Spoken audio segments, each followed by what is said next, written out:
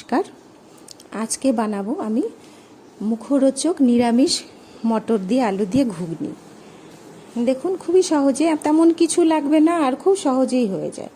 প্রথমে অল্প জল দিয়ে মটরটা আর আলুটা হাফ সেদ্ধ করে নেব, পুরোপুরি করবো না যাতে না গলে। এর জন্য আমাকে একটা কি দুটার মতো সিটি দিয়ে নিতে হবে। ওটা দিয়ে সাইডে রেখে এবার তেঁতুল সামান্য গরম জল দিয়ে একটু ভিজিয়ে রাখবো।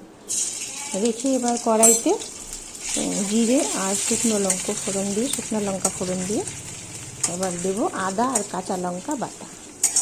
ওটাকেও কিছুক্ষণ ভাজবো, অনেকক্ষণ, একটু যতক্ষণ না গন্ধ সুন্দর বের হচ্ছে ততক্ষণ একটু ভাজবো। ভেজে এরপর দেবো এর মধ্যে জিরে গুঁড়ো দেওয়ার পর এবার দেবো কাশ্মীরি লঙ্কার গুঁড়ো, ওটা কালারের জন্য। আর তারপরে কিছুক্ষণ নাড়বো, সামান্য একটু জল দিয়ে একটু মশলাটাকে কষিয়ে তারপরে কিছুক্ষণ পর ওর মধ্যে একটু ভাজা গন্ধ বেরোলে সুন্দর, কারণ আদার কাঁচা গন্ধটা থাকলে না সেরকম ভালো হবে না। এবার দিব হলুদ গুঁড়োটা দিয়েও কিছুক্ষণ নাড়বো। ব্যাস, মশলার মধ্যে বেশ শেষ, আর কিছু দিতে হবে না, এইটুকুই দিয়ে এটাও ভালো করে একটু নাড়বো। নেড়ে যখন দেখবো বেশ ভাজা একটা গন্ধ বেরিয়েছে তখন ওই মটর আর আলুটা সামান্য জল দিয়ে যে সেদ্ধ করলাম ওটা শুদ্ধ দিয়ে দেবো। দিয়ে এবার এটার মধ্যে কিছু একটু নেড়ে চেড়ে এর মধ্যে পরিমাণ মতো একটু গরম জল দেব। গরম জলটা দেওয়ার পরে এটার মধ্যে একটু গরম জল দেব, তারপরে দেব,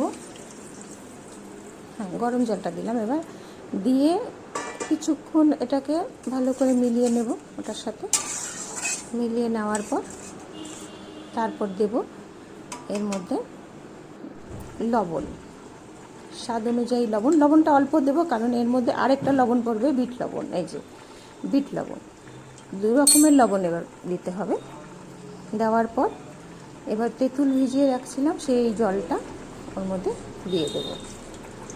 এটা দেওয়ার পর এবার একটু নেড়ে চেড়ে তারপর দেব গোলমরিচের গুঁড়ো। গোলমরিচ এই কয়েকটা দানা নিয়ে ভালো করে গুঁড়ো করে ওটাকে